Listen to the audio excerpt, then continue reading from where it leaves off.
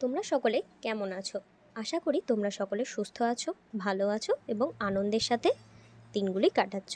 তোমাদের সকলের জন্য শুভকামনা নিয়ে আজকের পড়াটি শুরু করা যাক। তোমরা দেখেইছো আজকে আমাদের পড়ার বিষয় অসুখী একজন কবিতাটি।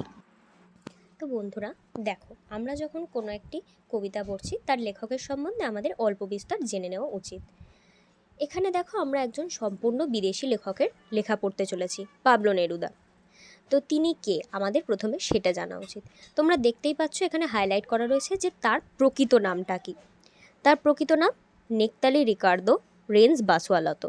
কোনো কোনো জায়গায় তোমরা দেখবে ওটা নেকতালি লেখা রয়েছে, সেটা কোনো ব্যাপার নয়। যে নেক দন্তনাকার ক হয়, দন্তনাকার খ হয়। যদি পুরো নাম আসে তোমরা দুটোর মধ্যে যে কোনো একটা লিখলেই তোমাদের উত্তরটা কিন্তু ঠিক হবে। তো তোমরা ভাববে যে ইনি কে, মানে আমাদের দেশীয় তো লেখক তিনি নন। আসলে তিনি আমাদের দেশের লেখক নন, একজন বিদেশি লেখক। তিনি হচ্ছেন চিলির বাসিন্দা। এখানে দেখো যে লেখা রয়েছে পাবলো নেরুদা চিলির সীমান্ত শহর পারলেতে বসবাস করতেন, ওখানে জন্মগ্রহণ করেছিলেন। কোনো কোনো জায়গায় তোমরা আবার দেখবে যে পার্লার লেখা রয়েছে, সেটাও কিন্তু একই জায়গা। তো এবার তোমরা পরবর্তী লাইনে গেলেই দেখতে পাবে যে তার এই যে নাম, অদ্ভুত নাম, যে পাবলো নেরুদা, তার এত সুন্দর নাম থাকতে যে নেকতালি রিকার্দো রেঞ্জ বাসুয়ালতো, এটা ছেড়ে হঠাৎ কেন পাবলো নেরুদাই হতে গেল? তো সেটা দেখো যে এই নামের উৎসটা কোথায়। দেখো এখানে কি লেখা রয়েছে যে চেক লেখক জাঁ নেরুদা, তার নাম থেকে নেরুদা শব্দটি নেওয়া হয়েছে। আর অন্যদিকে পাবলো নামটির সম্ভবত যে উৎসটা তারা দিয়েছেন সেটা হচ্ছে পাবলো পিকাসো। তো দুটো মিলিয়ে হয়ে গেল পাবলো নেরুদা। এখানে আমাদের এর থেকে বেশি এনার এই যে নামের কে, তারা কোথা থেকে আসছেন, এই সমস্ত কিন্তু আমাদের জানার আর আপাতত প্রয়োজন নেই, আমাদের এটুকুই জানার দরকার ছিল। এবার তার লেখনী সম্বন্ধে তিনি কি কি পুরস্কার পেয়েছেন আমাদের সেটাও কিন্তু জেনে রাখা প্রয়োজন। তো দেখো তার পরের লাইনগুলোতে কি বলা রয়েছে। মানুষের প্রতি ভালোবাসা নিয়ে তিনি যেমন কবিতা লিখেছেন তেমনই লিখেছেন ঐতিহাসিক মহাকাব্য, প্রকাশ্য রাজনৈতিক ইস্তাহার। 1927 সালে চিলির সরকার তাকে রাষ্ট্রদূত করে রেঙ্গুনে পাঠান। এই পদ থেকে তিনি চীন, জাপান, কলম্বো সহ ভারতেও আসেন। 1971 খ্রিস্টাব্দে তাকে সাহিত্যের নোবেল পুরস্কারে ভূষিত করা হয়। তো আমরা এখানে জানলাম যে তিনি কিন্তু নোবেল পুরস্কারও পেয়েছিলেন, এমন একজন লেখকের লেখা কিন্তু আমরা পড়ছি। এরপরে দেখো এখানে একজন আমরা রাজনৈতিক দলের নেতা, তার নাম কিন্তু পড়ছি। তার নাম কি? অগাস্তো পিনোচেতা। তিনিও কিন্তু চিলির। অগাস্তো পিনোচেতার নেতৃত্বাধীন সামরিক অভ্যুত্থানের সময় তার ক্যান্সার হয় এবং সেই সময় তিনি হাসপাতালে ভর্তি হন এবং 3 দিনের মধ্যেই হৃদরোগে আক্রান্ত হয়, অর্থাৎ এই ক্যান্সারের কারণেই তিনি হৃদরোগে আক্রান্ত হন এবং পরলোক গমন করেন। এইভাবে তার মৃত্যুটি ঘটে। তার লেখা কিছু বিখ্যাত কাব্যগ্রন্থের নাম আমরা দেখো জেনে নেওয়াটা কিন্তু আমাদের জন্য খুবই দরকার। দেখো এরপরে আমরা দেখব যে রচিত তার গ্রন্থগুলি। তোমরা ভাববে এগুলো পড়ে তো আমাদের কোনো লাভ নেই, কেনই বা পড়বো? দেখো তোমাদের ভালোভাবে তৈরি হওয়ার জন্য, ভবিষ্যতের জন্য তোমাদের কিন্তু সব কিছুই জানতে হবে। তোমরা এগুলো গল্পের আকারে পড়তে পারো। কিছু কিছু স্কুলে কিন্তু এই প্রশ্নগুলো দেওয়া হয় টেস্টের সময়, মাধ্যমিকের সময় তোমাদের হয়তো নাও আসতে পারে, কিন্তু তোমাদের জানার জন্য, শুধু জ্ঞানের পরিধিটাকে বাড়ানোর জন্য কিন্তু স্কুলগুলি এই কোশ্চেনগুলো দিয়ে থাকে। তো দেখো তার কবিতাগুলি বা গ্রন্থগুলি কি কি ছিল। 20টা প্রেমের কবিতা এবং একটি হতাশার গান, এ পৃথিবীর আবাসভূমি, প্রাণের স্পেন, বিশ্বসঙ্গীত, চিলির পাথর, ওয়াকিন মুরিয়েতার গরিমা ও মৃত্যু, ক্যাপ্টেনের কবিতা, শীতের বাগিচা। তোমরা তার কবিতাগুলো থেকে দেখতেই পাচ্ছ যে তিনি তার দেশ স্পেনকে কতটা ভালোবাসতেন। তিনি কিন্তু স্পেনীয় কবি। আগে আমরা দেখলাম যে চিলিতে তিনি থাকেন, চিলির সীমান্ত শহরে পারলেতে। সেটা কোথায়? সেটা হচ্ছে স্পেনে। তো এবার চলো কবিতা সম্বন্ধে কিছু গুরুত্বপূর্ণ তথ্য আমরা জেনে নিই। এবার দেখো বন্ধুরা, আমরা কবিতায় চলে যাই। অসুখী একজন পাবলো নেরুদা। আমরা আগে জেনেছি পাবলো নেরুদা একজন স্প্যানিশ কবি। তো এবার দেখো অসুখী একজন কবিতাটি তো তিনি আর বাংলায় লেখেননি, তিনি অন্য ভাষাতে লিখেছিলেন। আমাদের জন্য এটি তর্জমা করেছেন, অর্থাৎ বাংলায় অনুবাদ কে করেছেন? নবারুণ ভট্টাচার্য। এই নবারুণ ভট্টাচার্য কে জানো? এই নবারুণ ভট্টাচার্যের পিতা হলেন বিজন ভট্টাচার্য এবং মাতা হলেন মহাশ্বেতা দেবী। এই নবারুণ ভট্টাচার্য জন্মগ্রহণ করেছিলেন 1948 সালের 23শে জুন। এটা তোমাদের পরীক্ষায় আসবে না, চিন্তা করার কিছু নেই। নবারুণ ভট্টাচার্যের মাতা পিতা কে ছিলেন বা কত সালে জন্মগ্রহণ করেছিলেন এটা আসবে না, তোমাদেরকে আমি জানালাম শুধু যে ইনি কে। এটা থেকে তোমরা বুঝতেই পেরে গেছো যে ইনি কে ছিলেন, তার মাতা পিতার পরিচয় বা তিনি কত সালে জন্মগ্রহণ করেছিলেন। এটা জাস্ট একটা এক্সট্রা নলেজ বলতে পারো, এটা নিয়ে চিন্তা করার কোনো বিষয় নেই, এটা পরীক্ষায় আসবেই না। তো দেখো এবার দেখে নেওয়া যাক যে এটা বাংলায় যে নবারুণ ভট্টাচার্য তর্জমা করলেন সেখানে তার কোন কাব্যগ্রন্থ থেকে এটাকে নেওয়া হয়েছে। একটা তো কাব্যগ্রন্থের অন্তর্গত হয় প্রত্যেকটা কবিতাই, তোমরা দেখেছো, কারণ একটা একটা করে কবিতা এরকম আলাদা থাকে না, আর সেগুলোকে থাকে যেগুলো সেগুলো একটা কাব্যগ্রন্থের অন্তর্ভুক্ত করা হয়। তো দেখো এটা হচ্ছে বিদেশি ফুলে রক্তের ছিটে, এই নামটার মাধ্যমে মানে এই নামক কাব্যগ্রন্থের থেকে এই নবারুণ ভট্টাচার্য দ্বারা তর্জমা করা অসুখী একজন কবিতাটি নেওয়া হয়েছে। এখানে তোমরা দেখো তিনি যে নামটাই দিয়েছেন যে বিদেশি ফুলে রক্তের ছিটে, তাতেই বোঝা যাচ্ছে যে এটা আমাদের ভারতের নয়, বিদেশি মানে বাইরের দেশের। তো এবার দেখো পাবলো নেরুদা এই কবিতাটির মূল নাম কি দিয়েছিল, এটা কিন্তু করে রাখো। কিছু স্কুলে কিন্তু এই যে ফার্স্ট সামেটিভ এক্সাম হয় তাতে কিন্তু এই কোশ্চেনগুলো তোমাদের দেয়, আর মেন পরীক্ষাতেও কিন্তু আসতে পারে, আসবে না কোনো কিন্তু এরকম নয়। তো দেখো ভালো করে বানানটা দেখো, আমি তোমাদের জন্য বইয়ে সম্পূর্ণ নোটস তৈরি করে দিয়েছি। এটা তোমাদের বলে রাখি যে এই বইটা দেখে তোমাদের মনেই হতে পারে যে এরকম বিচ্ছিরি করে কেন রাখা রয়েছে। এটা তোমরা একটা মিনি সহায়িকা বলতে পারো। তোমরা যে সহায়িকা কিনে বা বই বা না কিনতে বলছে না, যে তোমরা যে আলাদা খাতায় নোটসও করো, যে সেই রকমই যদি তোমাদের সেটা বইয়েতে থাকে, যখন পরীক্ষার সময় পড়ে যাবে দেখবে যে তাতে কিন্তু তোমাদের নাম্বারটা বেশি উঠবে। তোমরা কোনো টপারদের যদি দেখো তাদের কিন্তু এটা একটা সিক্রেট, তাদের বই কোনো সময় যদি খুলে দেখো তারা কিন্তু এইভাবে বইয়ের মধ্যেই তাদের নোটসগুলো তৈরি করে রাখে। তো তোমরা চাইলে করতে পারো, সেটা তোমাদের ইচ্ছা। তো আমি বলবো তো তোমরা বইয়ে লিখে রাখো জিনিসগুলোকে, বইয়ে লিখে রাখলে তবেই তোমাদের সুবিধাটা হবে। তো এবার দেখো মূল কবিতাটির নাম কি, লা ডেসিডি চাডা। লা ডেসিডি চাডাটা আবার কিন্তু আলাদা, DESI ডেসি DICHA লা ডেসিডি চাডা। এইটা হচ্ছে মূল কবিতার নাম, অর্থাৎ অসুখী একজন কবিতা যেটা পাবলো নেরুদা লিখেছিলেন তার নিজের মাতৃভাষায়, সেটা হচ্ছে লা ডেসিডি চাডা।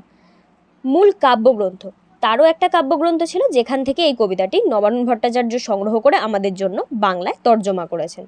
সেটা কি, এক্সট্রাভাগেরিয়া। স্পেলিংটা শুনে নাও, EXTRAVAGARIA, এক্সট্রাভাগেরিয়া।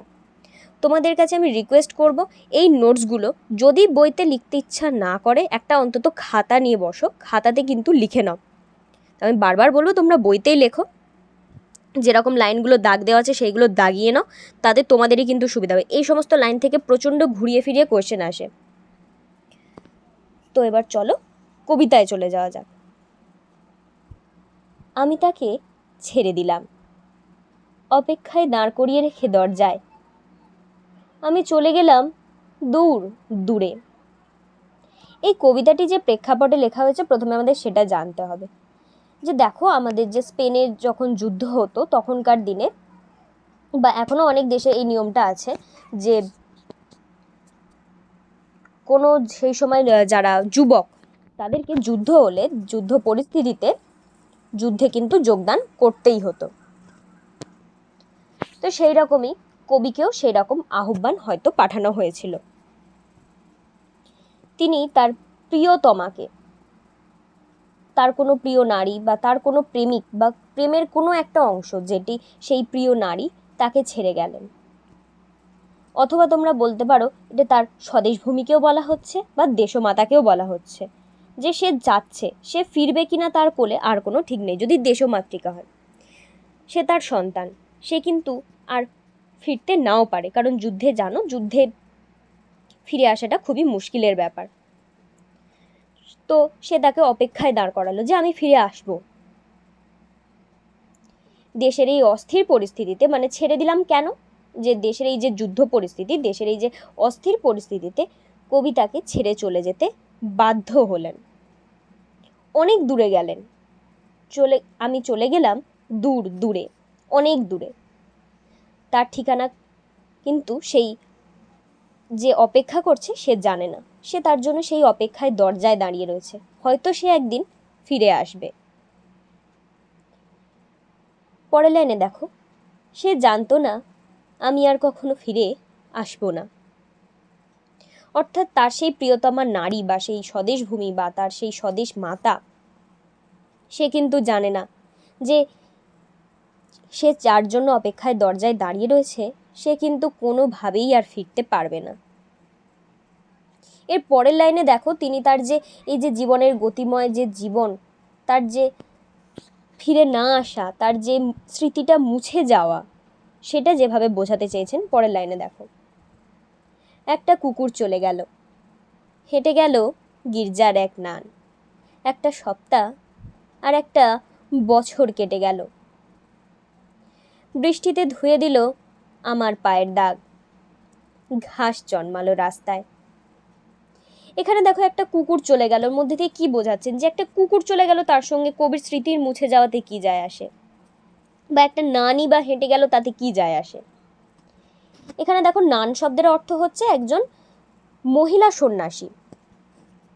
তো দেখো জীবনের যে আমাদের যে স্বাভাবিক গতিময়তা, সেই কথাটাকে বোঝাতে কবি এই সমস্ত সামান্য সামান্য কি আমাদের যে সমস্ত চেনা জিনিস যেগুলো চলে যাচ্ছে সেই জিনিসগুলোকে বোঝাচ্ছে। একটা কুকুর কোনো উদ্দেশ্য ছাড়াই হেঁটে গেল, বা একজন নান সে চলে গেল সেই রাস্তা দিয়ে, সময়টা কেটে গেল কিন্তু, অর্থাৎ সময় যে কেটে যাচ্ছে, একদিন হয়তো কুকুরটা গেল, একদিন নান গেল, একদিন অন্য কেউ গেল, এইভাবে প্রত্যেক দিন রাস্তা দিয়ে কবি ছাড়া অন্যরা কিন্তু যাচ্ছেন। মেয়েটা কিন্তু এখনও দরজায় দাঁড়িয়ে আছে যে সেই রাস্তায় সে ফিরবে। তো পরে সেই লাইনটা আসবে। তো দেখো পরে যেটা বোঝানো হচ্ছে যে সপ্তাহ কেটে গেল, একটা বছরও কেটে গেল। এখান থেকে কিন্তু তোমাদের কোশ্চেন হয় যে রাস্তা দিয়ে কে চলে গেল, বা নান শব্দের অর্থ কী। হ্যাঁ, নান হচ্ছে সন্ন্যাসী, যে খ্রিস্টান ধর্মের, যেখানে দেখো গির্জায় আছে, এটা আমি তোমাদের বলতে ভুলে গেছি, যে খ্রিস্টান ধর্মের মহিলা সন্ন্যাসিনী যারা হয় তাদেরকে বলা হয় নান। পরের লাইনে দেখো, বৃষ্টিতে ধুয়ে দিল আমার পায়ের দাগ, ঘাস জন্মালো রাস্তায়। কবি যে রাস্তা দিয়ে গিয়েছেন সেখানে তার যে পায়ের দাগটা পড়েছিল, সময়ের সাথে সাথে কালের পরিবর্তন ঘটল, ঋতুর পরিবর্তন ঘটল। ঋতুর পরিবর্তনে এলো বর্ষাকাল, বৃষ্টি এলো, বৃষ্টিতে তার যে চলার পথে তার যে পায়ের ছাপ, পায়ের ছাপ বলতে তার নিজস্ব একটা ছাপ। অর্থাৎ আমরা যে বলি যে কোনো মানুষ, ধরো কোনো বিখ্যাত মানুষ, যে তিনি আমাদের মনে ছাপ ছেড়ে গিয়েছেন, সেই রকমই ছাপ একটা, মানে এখানে বোঝানো হচ্ছে পায়ের দাগের মধ্যে দিয়ে। সেই দাগটাও মুছে গেছে, সেখান দিয়ে সেই রাস্তা দিয়ে কিন্তু ঘাসও জন্মে গিয়েছে। বাস্তবতাকে কিন্তু সম্মুখীন করে চলার মানুষের যাতায়াতও কিন্তু সেই রাস্তা দিয়ে কমে গিয়েছে। এবার চলো পরবর্তী পেজে, পরবর্তী স্ট্যাঞ্জাতে আমরা চলে যাই। এরপর দেখো যে স্ট্যাঞ্জাটা আসছে তাতে আমরা দেখতে পাবো তার জন্য সেই অপেক্ষা মানা নারীটি কি করুণ অবস্থা, সে তার জন্য কিভাবে কতটা আকুল হয়ে অপেক্ষা করছেন যে সে ফিরে আসবে, একদিন না একদিন তার কাছে আসবেই। দেখো, আর একটার পর একটা পাথরের মতো, পরপর পাথরের মতো বছরগুলো নেমে এলো তার মাথার ওপর। সময়টা যে এতটা কষ্ট করে তার উপর দিয়ে অতিবাহিত হচ্ছে যে বছরগুলো তার কাছে যেন পাথরের মতো লাগছে। কোনো প্রিয় মানুষের জন্য অপেক্ষা করাটা ঠিক মানে যেরকম হয় যে প্রিয় মানুষের জন্য অপেক্ষা করতে প্রত্যেকটা সময় যে কিভাবে কাটে সেটা বোঝানোর জন্য কিন্তু এটা বলা হয়েছে। তোমাদের যদি এখানে একটা সহজ উদাহরণ দিচ্ছি, যে পাথরের মতো তাদের কাছে সময়টা কাটে না, কিন্তু একটা ছোট শিশু যখন তার বাবা মা যে বিশেষ করে বাবারা যখন কাজে যায় দেখবে যে তারা কতটা কষ্ট পায় যে চলে যাচ্ছে, আমার সঙ্গে খেলবে না এখন, আর আবার কখন ফিরবে। সে কিন্তু সেই মানুষটার ফেরার অপেক্ষায় বসে থাকে, গেটের কাছে সবসময় বসে আছে, কোনো কলিং বেল বাজলেই গেটে আগে দৌড়ে দেখতে যাচ্ছে যে নিশ্চয়ই বাবা এসে গেছে বা মা এসে গেছে, আমার সেই বন্ধুটা এসে গেছে, আমার সেই প্রিয়তম মানুষটা এসে গেছে। ঠিক সেইভাবেই তোমরা এটাকে দেখো যে সেই নারীটি তার প্রিয় মানুষটির জন্য কিভাবে অপেক্ষা করছে, যে তার কাছে একটা বেলা নয়, বছরের পর বছর কেটে গেছে। তবুও সে ফেরেনি, তাই বছরগুলো তার কাছে পাথর প্রমাণ হয়ে তার ওপর পড়ছে। কিন্তু সে তাতে কিন্তু যে পাথর পড়ছে বলেই তাতে সে দমে গিয়েছে বা সে নষ্ট হয়ে গিয়েছে তার ইচ্ছাটা, সেটা কিন্তু নয়। তবুও সে বেঁচে আছে, তবুও সে তার প্রাণশক্তি এতটাই যে সে তাকে বাঁচিয়ে রেখেছে, তার ভালোবাসাকে।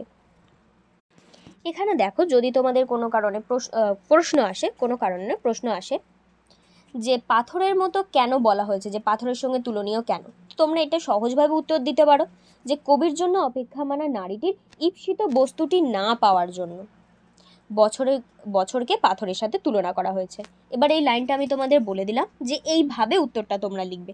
এখান থেকে নিজেদের কল্পনা শক্তি দিয়ে তোমরা কিন্তু উত্তরটা লেখার চেষ্টা করবে। সবসময় নোটস পড়ে কিন্তু উত্তর তৈরি হয় না, এটা করবে না। যে তোমরা যে আমরা ভালো নাম্বার পাবো বলে শুধু মুখস্থ বিদ্যায় করলাম, সেটা কিন্তু নয়। তোমাদের উদ্দেশ্যটাকে সবসময় বড় রাখবে, যে আমরা এটা থেকে কিছু তৈরি করার চেষ্টা করছি। তার মানে নিজের কাল্পনিক গল্প লিখে দিও না যে অশোকে একজন কবিতা লিখতে গিয়ে অন্য কোনো গল্প লিখে ফেললে, সেটা কিন্তু নয়।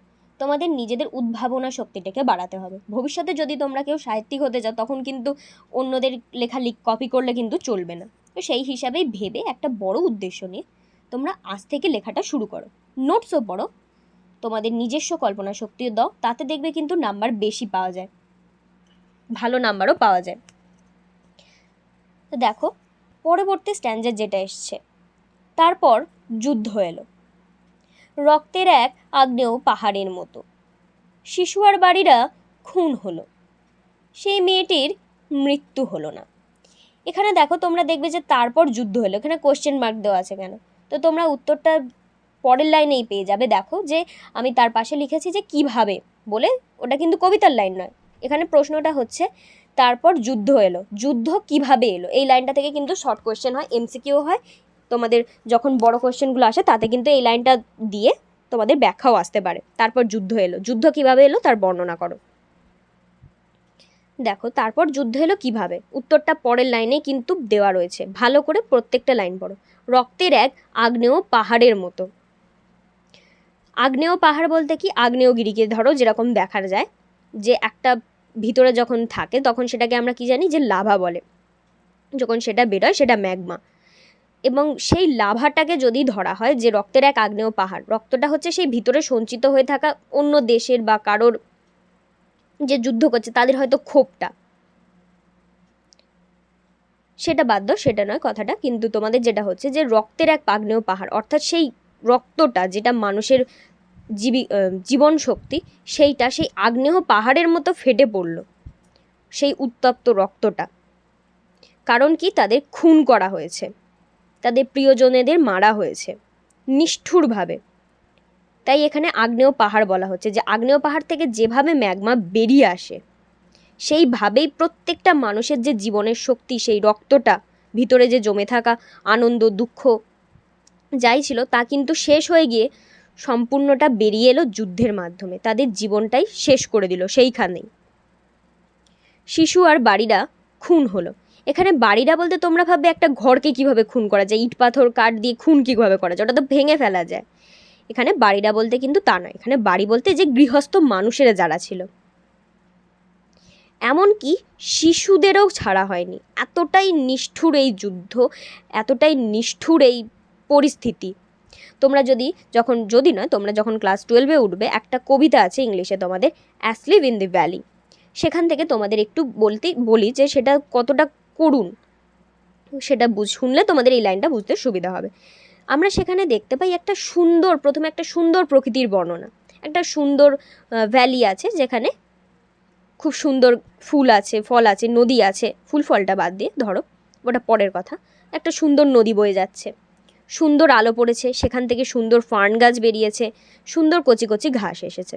তারপরে যখন আমরা কবিতায় আগাবো, তখন দেখব একটা নিরীহ, একটা অল্প বয়সী যুবক, সে কিনা সৈনিক, সে সেই প্রকৃতিতে শান্ত হয়ে ঘুমিয়ে আছে। প্রকৃতি তাকে কতটা রেসপেক্ট দিচ্ছে দেখো, যে তার মাথার নিচে একটা সুন্দর ফার্নের নরম বালিশ করে দিয়েছে, তার পায়ের কাছে ফুল দিয়েছে। এমনকি প্রকৃতিতে যে ক্ষতিকারক পোকাগুলো থাকে, যেমন মশা মাছি, যে সমস্ত পোকামাকড়, তারাও কিন্তু তাকে কামড়াচ্ছে না। প্রকৃতি তাকে উত্তপ্ত রেখেছে যাতে সে বেঁচে থাকতে পারে, তার মধ্যে যেন ঠান্ডা না ধরে যায়, মানে ঠান্ডা লেগে যায় না যে সর্দি কাশি, সেটা যেন না হয়। কিন্তু আরও যখন আমরা কবিতায় এগোবো দেখব সেই সৈনিকটার মুখে না করুণ একটা হাসি লেগে রয়েছে, একটা নিষ্পাপ শিশুর মতো হাসি, যে জানেই না প্রকৃতিটাকে কিছু। তার মধ্যে না আছে পাপ, না আছে পুণ্য, না আছে ভালো মন্দের কোনো বিচার। সে শুধু পবিত্র হাসি দিয়ে সবাইকে ভুলিয়ে দেয় তার শক্তিতে। কিন্তু দুঃখের বিষয় এই পবিত্রতাটাকে যে যুদ্ধ, এই পবিত্রতাটাকে বাঁচাতে পারল না। এই যুদ্ধ সেই পবিত্র মানুষটিকে শেষ করে দিল। তখন আমরা লাস্ট লাইনে গিয়ে দেখব যে তার গায়ে বুলেটের 2টো ক্ষত, অর্থাৎ তাকে গুলি করা হয়েছে, সে মারা গিয়েছে। তোমরা এটা থেকেই বুঝতে পারছো যে যুদ্ধ কতটা নিষ্ঠুর, যে সেই একজন নিষ্পাপ মানুষ যে জানেই না প্রকৃতির কিছু, যুদ্ধ কি, যুদ্ধ কিভাবে এলো, যুদ্ধ কেন হলো, কিছুই জানে না, কিন্তু তার এই সুন্দর জীবন, তার এই পবিত্রতা সেটা কিন্তু নষ্ট হয়ে গেল, শেষ হয়ে গেল। সেটাই এখানে বলা হচ্ছে যে শিশু আর বাড়িদেরকে খুন করা হলো। যুদ্ধ কিন্তু কখনোই কিছু সৃষ্টি করতে পারে না, যুদ্ধ কিন্তু সবসময় ধ্বংসের একটা রূপ। সেই রকমই এখানে বলা হচ্ছে সেই ধ্বংস হলো, কিন্তু তার জন্য সেই যে অপেক্ষামানা মেয়েটি যে বসে আছে তার জন্য অপেক্ষায়, তার প্রেমিকা বা তার স্বদেশভূমি, তার মনে এতটাই ইচ্ছা যে সে ফিরে আসবে, সেই আশায় কিন্তু সে বেঁচে আছে। সমস্ত ঘটনার সে সাক্ষী। সেই স্বদেশভূমিতে যাদের মৃত্যু হয়েছে সেই সমস্ত ঘটনার সে সাক্ষী রেখেছে। পরের স্ট্যান্জাতে চলে যাওয়া যাক। সমস্ত সমতলে ধরে গেল আগুন, শান্ত হলুদ দেবতারা যারা 1000 বছর ধরে ডুবেছিল ধ্যানে, উল্টে পড়ল মন্দির থেকে টুকরো টুকরো হয়ে। তারা আর স্বপ্ন দেখতে পারল না। সেই মিষ্টি বাড়ি, সেই বারান্দা যেখানে আমি ঝুলন্ত বিছানায় ঘুমিয়েছিলাম, গোলাপি গাছ ছড়ানো করতলের মতো পাতা, চিমনি প্রাচীন জলতরঙ্গ, সব চূর্ণ হয়ে গেল, জ্বলে গেল আগুন। সমস্ত সমতলে ধরে গেল আগুন। এখানে একটা প্রশ্ন আসে যে কেন সমতলে ধরে গেল আগুন? কারণ কি না, যুদ্ধ হয়েছিল, তাই যুদ্ধের কারণে সমস্ত সমতলে ধরে গেছে আগুন। সমতলকে এখানে কি বোঝানো হয়েছে, যে সমতলে কি হয়? সমতলে আমরা দেখেছি যে আমরা আমাদের যে ভূমির 3টে রূপ দেখতে পাই। আমরা কোনো সময় দেখেছি যে পাহাড়ের ওপর কি তোমাদের কোনো শহর তৈরি হয়েছে, মানে একটা চড়াই উতরাই জায়গায় শহর তৈরি হয়েছে, সেরকম তো নয়। একটা সমতল জায়গা যেখানে যাতায়াত করা যাচ্ছে, যেখানে তোমার সমস্ত কাজে সুবিধা করা যাচ্ছে, চাষবাস করা যাচ্ছে, একটা সুন্দর বিল্ডিং করা যাচ্ছে, মানে বিকাশ সম্ভব যে জায়গাটা, সেটা হচ্ছে সমতল। আমরা কিন্তু কখনোই কোনো চড়াই উতরাই জায়গায় একটা সুন্দর এইভাবে সভ্যতা কিন্তু গড়ে তুলতে পারবো না। তুলতে পারা যায়, সেটা নয় সম্ভব নয় তা নয়, কিন্তু সেটার জন্য কিন্তু আমাদের অনেক কষ্ট করতে হবে। হয়তো শেষ পর্যন্ত তৈরি করা সম্ভব হবে না। তোমরা যেরকম দেখেছো অনেক গ্রামে এখনও কারেন্ট গিয়ে পৌঁছায়নি, বা অনেক পাহাড় দিয়ে রাস্তায় যাতায়াত করাটা কতটা অসম্ভব, কিন্তু সমতলটা যদি তোমরা দেখো, তোমাদের ভূগোলে দেখবে পড়ে যে এই রকম জিনিসটা কিন্তু তোমাদের দেওয়া রয়েছে। তো দেখবে যে সমতলেই, বা আমরাও যেখানে থাকি এটা তো সমতল, আমরা তো পাহাড়ের উপরে নেই বা সমুদ্রের উপর ভেসে নেই। সেরকমই সমতলে অর্থাৎ মানব সভ্যতার বিকাশ স্থলটাকে ধ্বংস করে দেওয়া হলো, যুদ্ধ করে দিল শান্ত হলুদ দেবতারা। তোমরা ভাববে যেখানে হলুদ কেন দেবতাগুলো? দেবতার তো এরকম হলুদ হয় আমরা তো দেখিনি। হলুদ বলতে যেটাকে বোঝানো হচ্ছে, দেখো, প্রথম হচ্ছে কর্মহীনতার ইঙ্গিত দেওয়া হচ্ছে এই হলুদ রং দিয়ে। যেমন কর্মহীনতা বলতে ধরো কোনো পুরানো তোমরা কোনো জিনিস দেখলে যে সেটা কোনো দিন কোনো নাড়াচাড়া পাচ্ছে না, তো বইটাই তোমরা দেখো যে বইটাই তো আমাদের কাছে হাতে আছে, যে কোনো পুরানো বই, যে বইটার নাড়াচাড়া একদমই পাচ্ছে না, যার কোনো ব্যবহার হচ্ছে না, বা অনেক দিনের পুরাতন হয়ে গিয়েছে ব্যবহার হলেও, সেই বইয়ে কিন্তু হলদেটে একটা ভাব এসে যায়।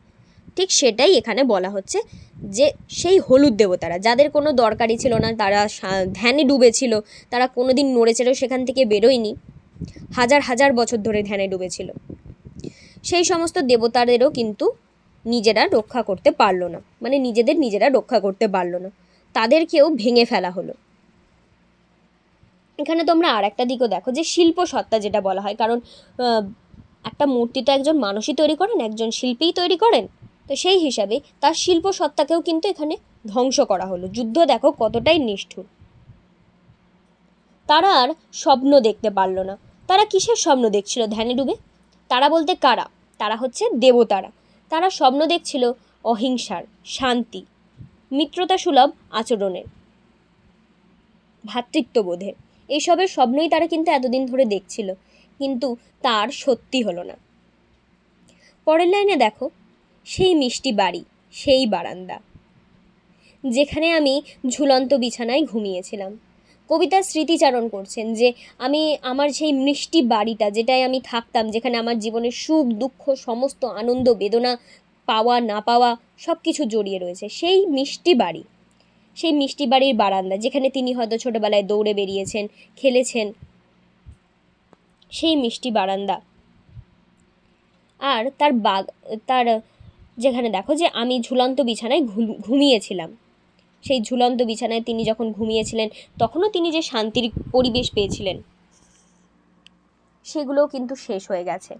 তার বাগানে একটা গোলাপি গাছ ছিল, ছড়ানো করতলের মতো পাতা। এখানে গোলাপি কিন্তু একটা গাছের রঙকে বোঝানো হয়েছে, যে যেরকম তোমরা যেমন দেখবে যে ম্যাপল গাছগুলো যেরকম হয় কালারিং, সেই রকম যে যেরকম পাতাগুলো হয় সেই রকম এই গোলাপি গাছগুলো সেরকম পাতা, সুন্দর গাছ হয়, ওরকম রঙিন রঙিন পাতা হয়, লাল গোলাপি। সেই গোলাপি একটা গাছ। তাদের দেশে তো আমাদের মতো এরকম গাছপালা, যে আমাদের গাছগুলো যেরকম গাছে ফুল ফুটলে ওরকম রঙিন রঙিন হয়, আমাদের দেশে অত রকম গাছগুলো কিন্তু পাওয়া যায় না। কিন্তু তাদের পরিবেশে এরকম গাছগুলো কিন্তু তোমরা ছবি টবিতে দেখেই থাকবে, বা হলিউডের সিনেমাও তোমরা যারা দেখো, বা আমাদের বলিউডের সিনেমাতেও যেরকম দেখানো হয় বিদেশের এতে, সেই গাছগুলো যেরকম দেখায় সেই রকম একটা গাছ। এটা কিন্তু এরকম কোনো নয় যে কর্মহীনতাকে বোঝানো হচ্ছে বা অকাজকে বোঝানো হচ্ছে, সেটা কিন্তু নয়। তার পাতাগুলো কীরকম ছিল? করতলের মতো ছড়ানো, যেরকম বলছিলাম যে ম্যাপল গাছের পাতাগুলো ঠিক ওই রকমই আর কি, ওরকম ছড়ানো মতো পাতাগুলো। চিমনি প্রাচীর জলতরঙ্গ, প্রাচীন জলতরঙ্গ। এখানে জলতরঙ্গ কি? জলতরঙ্গ মানে ভাববে যেন যে সমুদ্রের ঢেউ বা নদীর ঢেউ এরকম কিছু বলা হচ্ছে। জলতরঙ্গ হচ্ছে জলের ঢেউ বাদ্যযন্ত্র বিশেষ, অর্থাৎ ধরো যেরকম 7টি বাটিতে জল নেওয়া হতো, আর সেই জলগুলোকে কাঠি দিয়ে মানে সুরের তালে বাজানো হতো। তোমরা কোনো সময় ইউটিউবে সার্চ করেও দেখতে পারো যে কিছু কিছু জায়গায় দেখানো হয় যে কাপে বাটিতে জল নিয়ে তারা কিন্তু বাটিগুলোতে আওয়াজ করছেন, তাতে সুন্দর একটা মিউজিক তৈরি হচ্ছে। তো সেই রকমই ওই যন্ত্রটা হচ্ছে জল তরঙ্গ।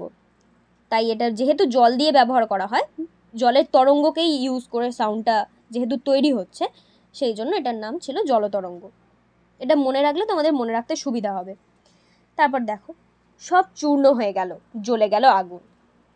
যুদ্ধ সেইগুলোকে সব ভেঙেও দিল, লাগিয়ে দিল তাতে আগুন, তার কোনো চিহ্নই রইল না সেখানে। এরপরে একটা মোস্ট ইম্পর্ট্যান্ট লাইন, যেটা তোমাদের ব্যাকরণে এসেই থাকে, যেখানে ছিল শহর সেখানে ছড়িয়ে রইল কাঠ কয়লা। এটি কি ধরনের বাক্য? এটা একটি জটিল বাক্য। তোমাদের বারবার রিকোয়েস্ট করছি, যেগুলো বলছি বা তোমরা যে ছবিগুলো দেখতে পাচ্ছ সেগুলো তোমরা বইয়ের মধ্যে নোটস করে নাও, অন্তত যে লাইনগুলো দাগ দেওয়া রয়েছে সেইগুলো দাগিয়ে নাও। তোমাদের এইগুলো ভবিষ্যতে কিন্তু খুব সহজ হবে, যে পরীক্ষার সময় কোশ্চেনগুলো জাস্ট একবার চোখ বুলিয়ে নিলে দেখবে কিন্তু প্রত্যেকটা উত্তর দিতে পারছো। তো দেখো কি বলা হচ্ছে, যেখানে ছিল শহর, অর্থাৎ আমরা আগেই দেখলাম যে আগুন ধরে গিয়েছে, কাঠ কয়লা তৈরি হয়ে গিয়েছে, আগুনে পুড়ে গিয়ে সমস্ত সভ্যতা ধ্বংস হয়ে গিয়ে সেটা কাঠ কয়লায় পরিণত হয়েছে। দোমড়ানো লোহা, মৃত পাথরের মূর্তি বিভৎস, লোহাগুলোকে দুমড়ে মুচড়ে শেষ করা হয়েছে। এখানে দেখো মৃত পাথরের মূর্তির বিভৎস মাথা আর কি, সরি এটা বলতে ভুলে গিয়েছিলাম, যে মানে মূর্তিটাকে কি নৃশংসভাবে ভাঙা হয়েছে, যে মূর্তিটারও যে মাথাটা, যে কদর্যটা সেটা বেরোচ্ছে, যে না একটা মানুষকে হত্যা করা হয়েছে তার মাথা যেন সেই রকম একটা প্রতীত হচ্ছে, যে কতটা খারাপভাবে যুদ্ধটা এটার উপর ইম্প্যাক্ট ফেলেছে। এরপর চলো কবিতার সবচেয়ে শেষ লাইন, যে রক্তের একটা কালো দাগ, আর সেই মেয়েটি আমার অপেক্ষায়। রক্তের দাগ কালো কেন? তোমাদের হঠাৎ মনে হবে যে রক্ত তো লাল হয়, কেন কালো হলো হঠাৎ? অর্থাৎ যুদ্ধে যে রক্তক্ষরণ হয়েছিল সেই রক্তগুলো শুকিয়ে কালো হয়ে গিয়েছে। সেইটাকেই বোঝাচ্ছে যে রক্তের একটা কালো দাগ, এত রক্তক্ষরণ হয়েছে যে সেইখানে একটা বড় দাগের পরিণত হয়েছে সেই দাগটা। কিন্তু সেই মেয়েটি এখনও তার অপেক্ষায় দাঁড়িয়েছে, অর্থাৎ তার দেশমাতৃকা, তার প্রেমিকা, সে এখনও তার অপেক্ষা করছে যে কবি হয়তো, তার প্রিয়জন হয়তো তার কাছে ফিরে আসবে। তো বন্ধুরা, আজকের কবিতাটি এতটাই ছিল। এখন তোমাদের কাছে একটা ছোট্ট রিকোয়েস্ট, আলোচনাটা তোমাদের কেমন লাগলো অবশ্যই কমেন্ট করে আমায় জানাবে, তাহলে আমার সুবিধা হবে যে আমি আরও কোনোভাবে তোমাদের বোঝাতে, কীভাবে বোঝালে সুবিধা হয় তোমাদের সেটা যদি তোমরা আমাকে জানাও, বা কোথাও বুঝতে অসুবিধা হলে সেটা যদি আমাকে জানাও, তাহলে কিন্তু খুবই সুবিধা হয় আমারও, যে তোমাদের কি প্রয়োজন সেটা আমি বুঝতে পারি। তো বন্ধুরা, যদি ভিডিওটা তোমাদের একটুও সাহায্য করতে পারে, একটুও ভালো লাগে, প্লিজ ভিডিওটিতে একটি লাইক দিও, প্লিজ আমার চ্যানেলটিকে সাবস্ক্রাইব করে আমাদের পাশে থাকো। তোমার সাহায্যটা কিন্তু খুব দরকার। তো তোমার কাছে রিকোয়েস্ট, প্লিজ এই সাহায্যটি করো। সেটা যদি তোমার ইচ্ছা হয়, তোমার এটা ফোর্সফুলি নয়, যদি তোমার ভালো লাগে, যদি মনে হয় এটা কোনো সাহায্য করতে পারে তোমায়, তো প্লিজ চ্যানেলটিকে সাবস্ক্রাইব করো, বন্ধুবান্ধবদের সাথে শেয়ার করো, আর সবসময় আমার এইভাবেই তোমরা পাশে থাকো। আর তোমার মূল্যবান বক্তব্যটি কমেন্টে কিন্তু অবশ্যই জানাবে। তো বন্ধুরা, তোমাদের সকলের জন্য শুভকামনা নিয়ে আজকের এই ভিডিওটি শেষ করছি। তোমাদের সঙ্গে দেখা হবে পরবর্তী ভিডিওতে। বিদায়।